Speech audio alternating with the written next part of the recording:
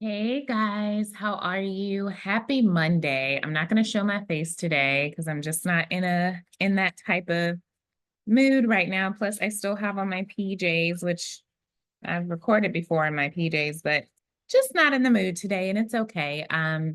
But happy Monday. Today is day 29 of the 40 days of surrender, guys. We are almost done with the 40 days of surrender, but this has definitely been a test of perseverance for me, and it's been great. But yeah, it's definitely I feel like it's built my strength in a lot of different areas. Obedience is better than sacrifice, right? So when you're hold on, guys. To sacrifice, someone's called my sister in Christ is calling me, but sacrifice, I've said this to you before, that when you're sacrificing, you can just lay it down and walk away. But when you're obedient, it requires persistence, perseverance through all of the emotions, through whatever you're going through. It requires you to push forth and show up day after day or hour after hour, whatever the time looks like for you until that thing is done.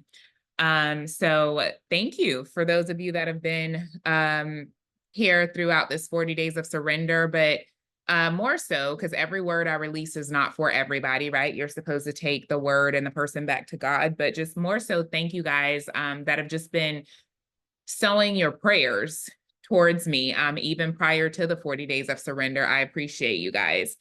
But let's get into this word. So today is day 29 of the 40 days of surrender. This word is titled "A Divine Disguise is Not a Part of the Plan. Trust God's Timing. It's near."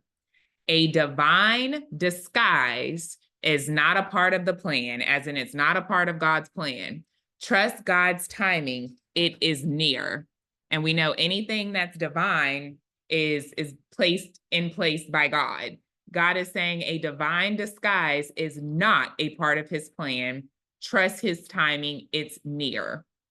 Okay. And take this however you see fit. This word is not for everybody.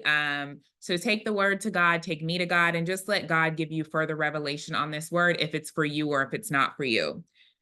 So this dream came from this word, sorry, help me get my words out, Lord. This word comes from two different dreams that I've had. One of the dreams I had a few weeks ago, and the other dream I had in the wee hours of this morning.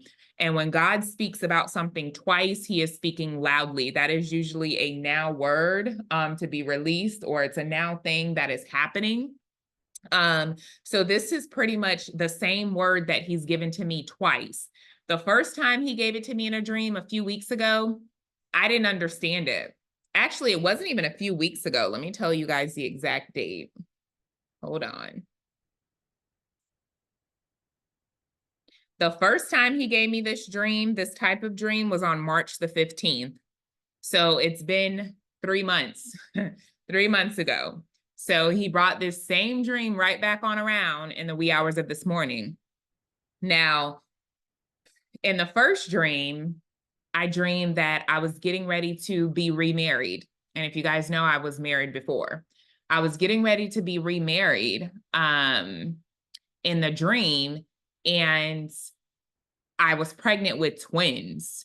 And in the dream, I felt like my husband that I was marrying was going to tell me, or was going to find out, that I was catfishing him, right? And in the dream, it's like I felt like I was catfishing him, but at the same time, I was like, I'm not catfishing him. He can see me, like I'm right here, like I'm myself.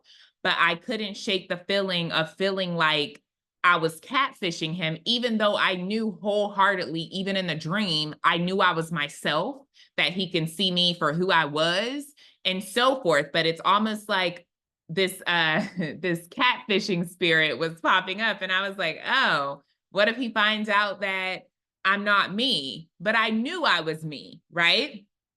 So the same thing happened in the dream that the Lord gave me in the wee hours of this morning. I was getting ready to be remarried, and I had 60 hours. I was on a 60-hour countdown.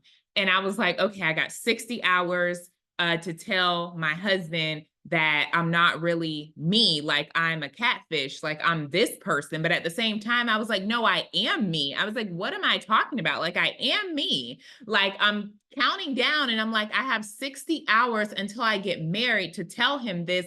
But at the same time, here I am again, just like in the previous dream. I'm like, no, I'm not. Like, I'm not a catfish. I'm me. I'm like, he can see me, like I'm right here, right? So it was the same exact concept. Only difference is the first time God gave me the dream, I was pregnant with twins. This time I wasn't pregnant. I was just on a countdown of 60 hours until it was time for me to get married, right? And that was the end of the dream.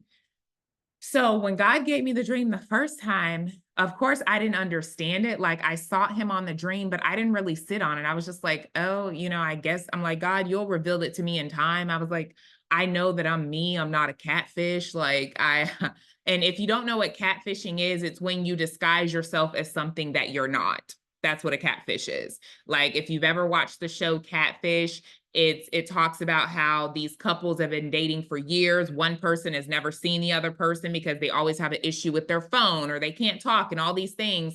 And a lot of the times it turns out that the person isn't really the same person that they've sent pictures to the other person of. It's a catfish. So it's like they've been using pictures of someone else to get close to this person, right? So a catfish is when you try to disguise yourself as something other than you. So when I first had the dream, I didn't quite understand it, guys. I was just like, I thought about it for a second, but I'm not a person, like, I'm not going to beat myself up to try to understand a dream. I'll sit with God on it. And I know at his divine time, he'll give me that interpretation of that dream. And again, I know I'm not a catfish. I am me. Okay. So this morning, as I'm thinking about the dream and I was in the bathroom brushing my teeth, the Lord immediately dropped the story about Tamar in my spirit. The story about Tamar that's in the book of Genesis. And many of you probably have read it before. Some of you probably have not read it before, but it's a story about Tamar in Genesis chapter 38. And you can read it. It's Genesis chapter 38, verses 13 through 27. And the overall gist of the dream is Tamar was married to Judah's son, right? And Judah's son died. Then she married Judah's son, Onan, and he died, right? And then Judah promises to give Tamar his son, Shelah or Sheila. I'm not sure how it's pronounced, but it's spelled Shelah. So we'll call it Shelah. Judah promises to give Tamar his third son as soon as he becomes of age, but Judah doesn't follow through with his word, right?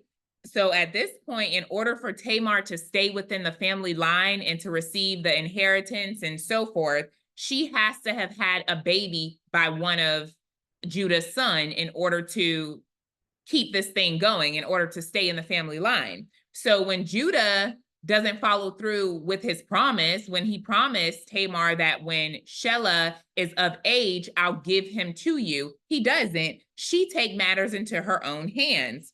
So she's feeling wronged and she's seeking to secure her future and her place within the family. So she tricks her father-in-law, Judah. She disguises herself as a prostitute, right? And Judah ends up sleeping with her, not knowing that this is his daughter-in-law. And he gets her pregnant. And later, the community, the town finds out she's pregnant and they try to accuse her of being unrighteous or a whore, so to speak.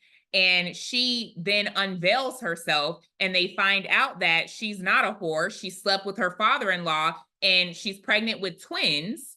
Catch this, she's pregnant with twins. In my first dream, I was pregnant with twins. So at this point, she's pregnant with twins and they belong to her father-in-law. So her father-in-law remembers sleeping with her because she ends up keeping some of the items from when they did have sex. Mind you, she was veiled the whole time. So she pretty much catfished her father-in-law into getting her pregnant, into having sex with her, right? And she ends up keeping her spot within the family line. When Judah first learned of her pregnancy, he didn't know he was the father of her twins that she was pregnant with, right? So he sent orders to have her killed until she sent proof back like, no, I slept with you. The man who's responsible for these twins in my stomach is you. And then he said to himself, you know, he said, she's more righteous than I was, right? That was his way of saying, I didn't keep my word to her. So, you know, we're going to let her live and so forth. And she was able to keep her spot in the family line, right? So basically she catfished him to do it. Her actions were driven by her need to ensure her rights and lineage within the family, as well as to make Judah fulfill his promises, right? Her strategy was a desperate but calculated move in order to secure justice and continue the family line. Translation, God is saying, you don't need to do any of that. You don't need to change yourself into something that you're not. You don't need to put your hands in the situation. God has promised you a restoration. If God has promised you a marriage, a love story, he's going to deliver on that. You don't have to Tamar your way into this thing. You don't have to disguise yourself. The Lord is saying a divine disguise is not a part of this plan. Trust his timing because it is close. Okay, and I don't know who needs to hear this today and you're feeling wronged and lied to and fed up, like you're losing your place in what God promised you. God is not a man that he should lie. He's not going to lie to you. If he promised you something, he's going to secure your spot.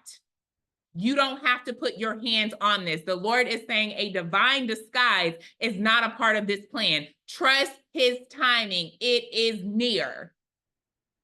He's giving you double for your trouble. Again, in my first dream, I was getting married. I was pregnant with twins. In this dream, same concept. I just wasn't pregnant. But at this point, in the second dream this morning, there was a countdown, 60 hours until it was time for me to get married. The Lord is saying the time is very, very near for this love story or this, whatever this coming together is for you. It doesn't even necessarily have to be marriage. It can be a joining of some sort that God has promised you. It could be you're joining to your promised land. You're joining to this new position. You're joining to whatever God has promised you. It does not necessarily have to be marriage.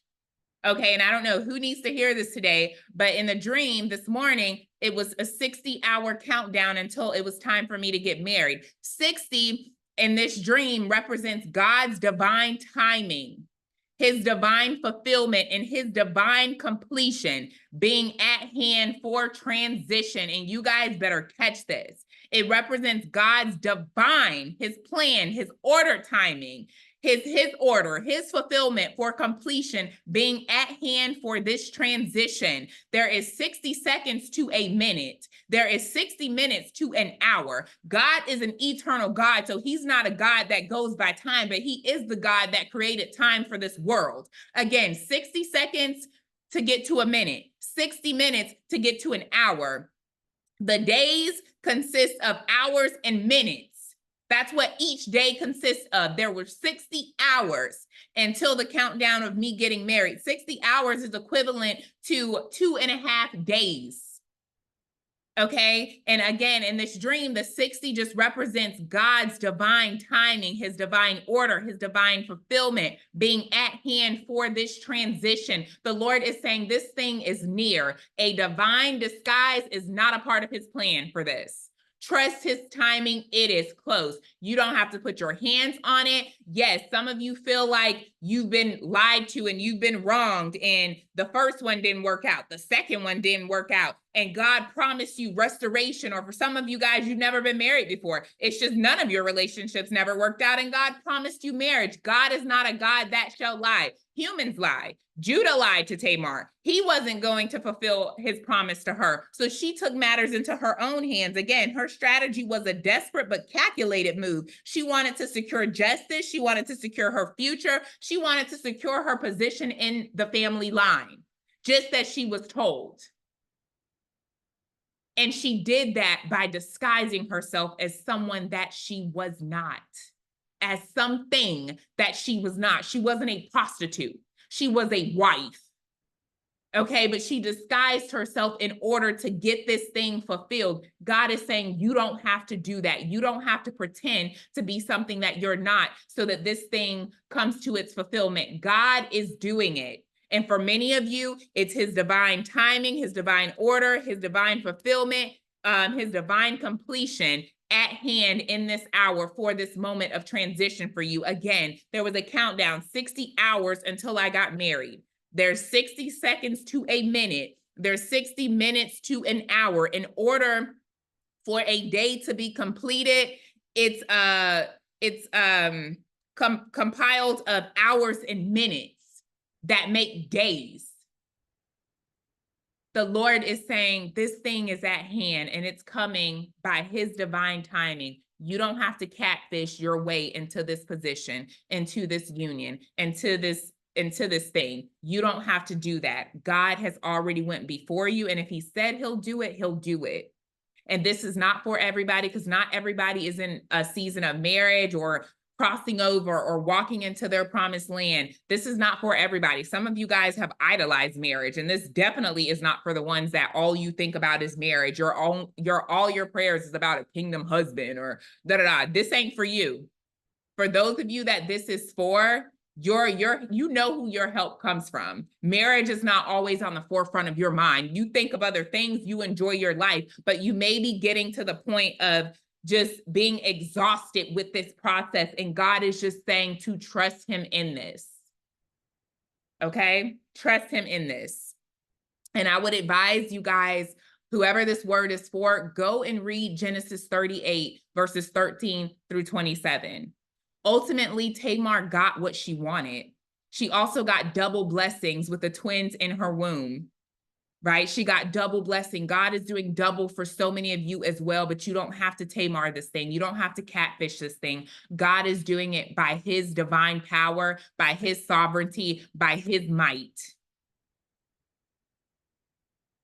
So go and read Genesis chapter 38, verses 13 through 27. Many of you think that you're giving birth to one promise, but like Tamar and like myself in the first dream, you're giving birth to more than one. You're giving birth to double. And you have no idea, but God is saying, let this thing play out in his timing. Catfishing is not necessary. A divine disguise is not a part of his plan, but divine timing, divine order, divine fulfillment, divine completion is a part of his plan, and it will be fulfilled. So that is the word for today, guys. I love you. I pray that this blesses who it's for. I pray that you understood me with all my stuttering and stuff. And that's the word, y'all. I don't know who needs to hear this today. I'm not over here catfishing nobody. I hope you ain't over there trying to catfish nobody, or not even catfishing, but just figuring out a way to, oh, let me reach out to this person. Let me just say this. Let me just check on them. If God is not telling you to put your hands in this thing, have several seats. Okay. I love you guys. I hope you have a great day, and we will talk soon. Mwah. Bye.